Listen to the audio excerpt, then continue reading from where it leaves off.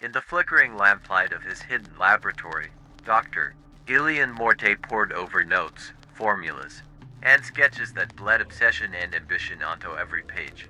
Morte, a reclusive scientist known only to the darkest circles of academia, had committed himself to a singular mission, to conquer death. But where others saw limitations, he saw potential, an opportunity to transcend life itself, to forge something more than human. After years of grim experiments, Morte's creation was born. The body, once lifeless, awoke with crimson eyes and a predatory grace. He named his creation Moloch. It was a being meant to reflect the pinnacle of evolution, a creature blending human intelligence with the indomitable vitality of the undead. But as Moloch sat up, the scientist felt the first twist of fear. His creation was perfect, perhaps too perfect. Moloch began to question his existence, demanding to know why he had been given this strange half-life. Morte avoided the topic, dismissing his creation's questions as insignificant. But Malik's hunger grew, and so did his awareness of the darkness Morte had embedded in him, the insatiable need for blood. At first, Morte provided him with livestock and synthetic substitutes, confining him to a basement cell with iron chains. But the more Moloch fed, the more his strength grew, and soon he broke free of his prison. He no longer saw Morte as his creator, but as his jailer, the man who had forced him into a life of isolation and dependency. Malik's sharp mind processed every memory of confinement, every lie, every pang of hunger.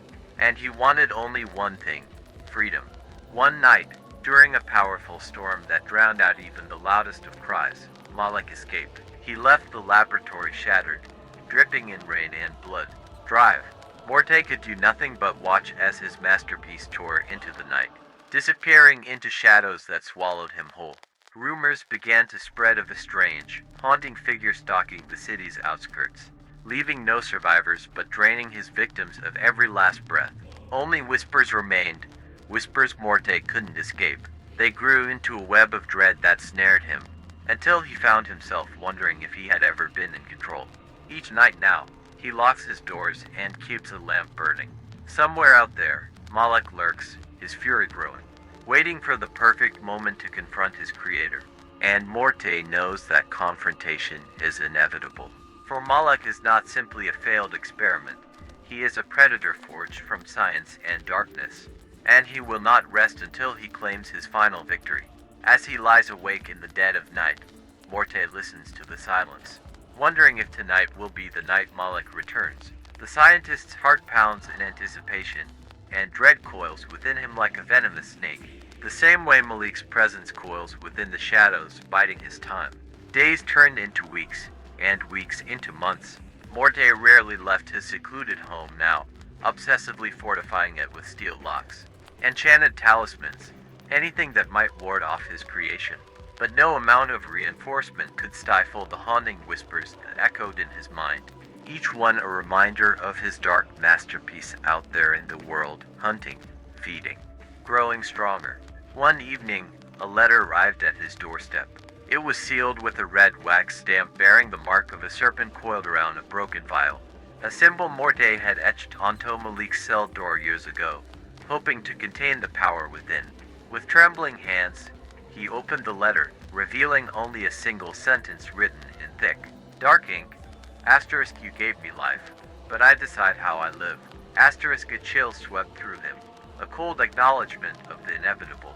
Moloch was no longer the creation Morte had imagined. He was something more, a force beyond control, a predator with both intelligence and a relentless thirst for vengeance. Morte tried to ignore it, convincing himself it was merely a taunt, but the next night, something even more disturbing arrived. A small vial of blood lay on his doorstep, attached to a note with more chilling words.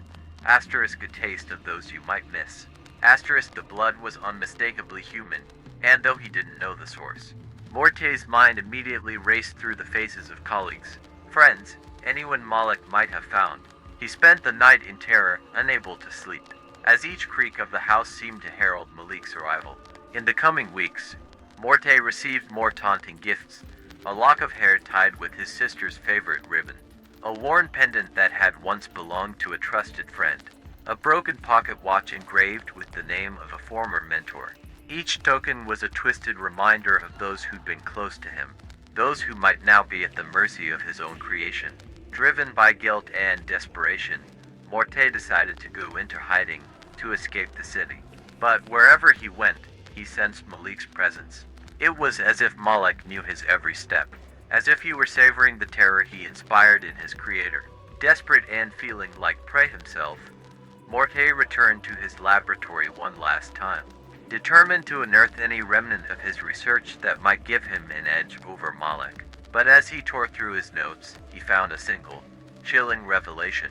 Among his sketches, Morte had documented an attested theory, one he'd never dared to bring to life.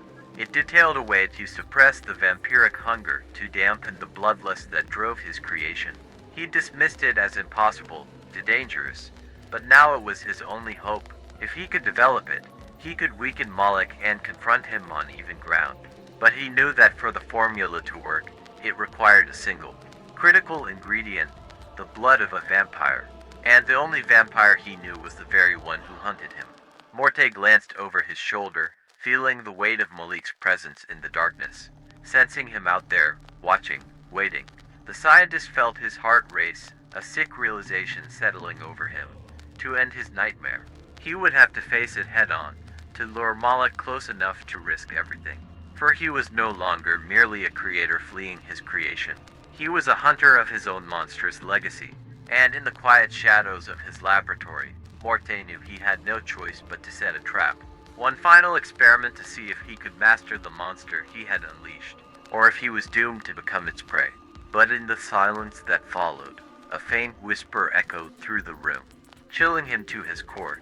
I am always watching, Father. Morte froze, the whispered words lingering in the air like smoke. He darted his eyes around the lab, feeling Malik's presence yet seeing nothing. Was his creation here already, lurking in some dark corner? Or was this another trick, an extension of Malik's newfound abilities? His hand shook as he reached for a vial of liquid silver he'd been preparing, hoping it might serve as some defense. But before he could move, a shadow shifted in the far corner of the lab, and a figure emerged from the darkness, tall, with piercing crimson eyes that gleamed like embers. Malik, Morte gasped, his voice cracking. He hadn't prepared himself for the sight of his creation fully unleashed. Malik's face held an eerie beauty, one sharpened by malice and a terrible hunger.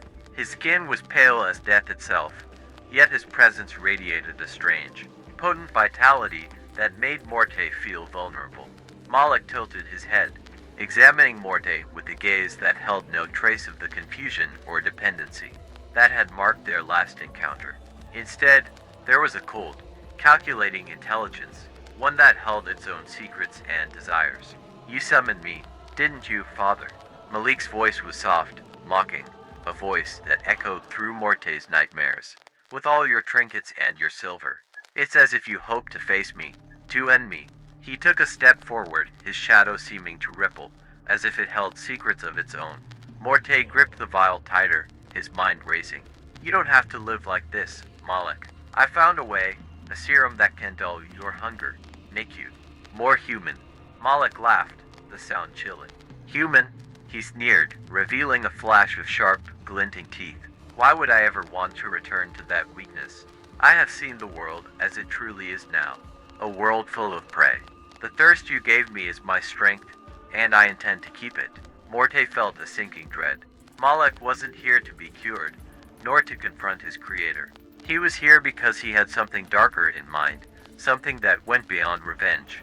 With a sudden flash, Malik moved, lightning fast, appearing just inches from Morte, his face inches from the scientist's trembling form. But there's something I want from you, Father, he murmured, his eyes boring into Morte's with an intensity that made his blood freeze.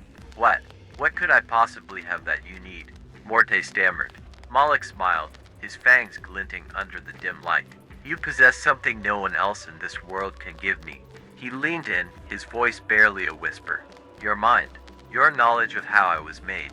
You see, Father, I don't wish to be alone. Morte's eyes widened in horror. He thought Malik's need for revenge would end with his own death. But this was something far darker, a twisted yearning for kinship. for others like him. You? You want to create more of your kind. Morte's voice was barely audible, his mind struggling to grasp the depth of Malik's plan. Malik nodded slowly, savoring Morte's horror. Together, we could fashion a new breed, a legion of perfected beings, with me as their guide. Imagine, Father, a world reborn in darkness, a legacy that will echo long after you are gone. But Morte, summoning the last of his courage, raised the vial of silver between them. I'll never help you, he spat. You may have my blood, but I'll see you destroyed before I let you unleash a nightmare on this world. Malik's expression turned to one of quiet amusement. Ah, but Father, you underestimate me. He stepped back, allowing Morte a false sense of distance. You've made me your equal, your nightmare. Destroying me will not be so easy. And then, just as swiftly, he vanished into the shadows, leaving behind only his final words, echoing through the cold, empty laboratory. I'll be watching, Father. And when you're ready to surrender, I'll be waiting. Morte staggered backward, his heart pounding. He knew then that his life had become a countdown, each moment ticking toward a future where Malik would return to claim what he wanted. And the question that haunted him most was not asterisk if asterisk he would yield, but asterisk when asterisk. In the days that followed Malik's ominous visit, Doctor, Morte felt an unyielding resolve take root within him. Malik was stronger, yes, and more cunning than Morte had imagined. But there was still one advantage Morte held, his knowledge. If he could create Malik, he could also undo him. Morte worked tirelessly, poring over every note, every formula. He knew his creation's weaknesses better than anyone. Though Malik might have felt invincible, Morte understood that even the most powerful creatures had vulnerabilities.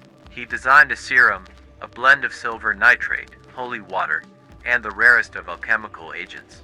A formula that, if successful, would not only weaken Malik but completely undo the vampiric transformation, restoring him to a mortal state.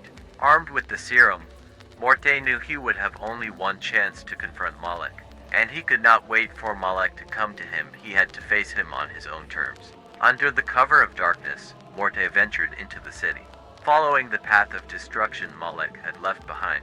His heart raced as he entered the desolate part of town where rumors of a haunting figure had been whispered for weeks.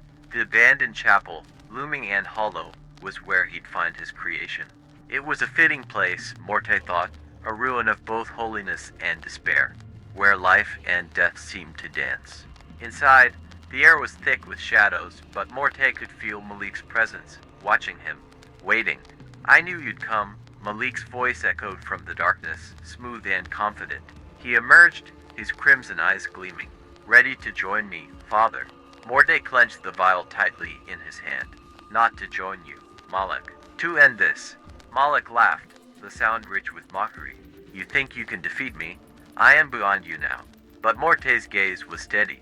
You are my creation, Malik, and I know how to stop you. With a swift, decisive movement, he flung the vial at Malik. It shattered on impact, splattering the vampire with the potent mixture. Malik staggered back, a look of shock crossing his face as the serum burned into his skin, his body beginning to weaken, his strength draining away. No, he snarled, his voice cracking with a mixture of rage and fear.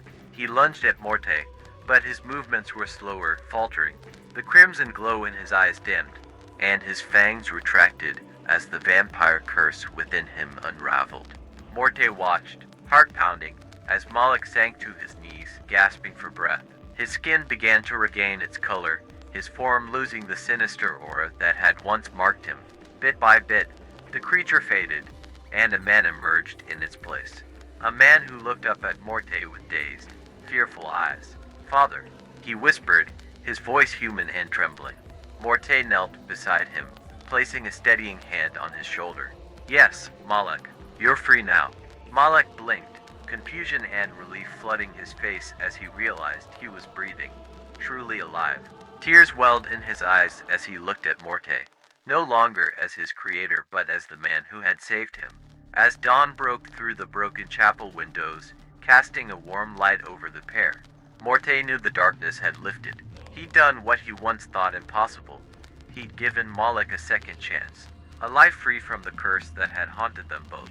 Together, they left the shadows behind, stepping into the light of a new beginning, a quiet peace settling over them, and Morte felt, for the first time in years, a profound sense of hope for both of them.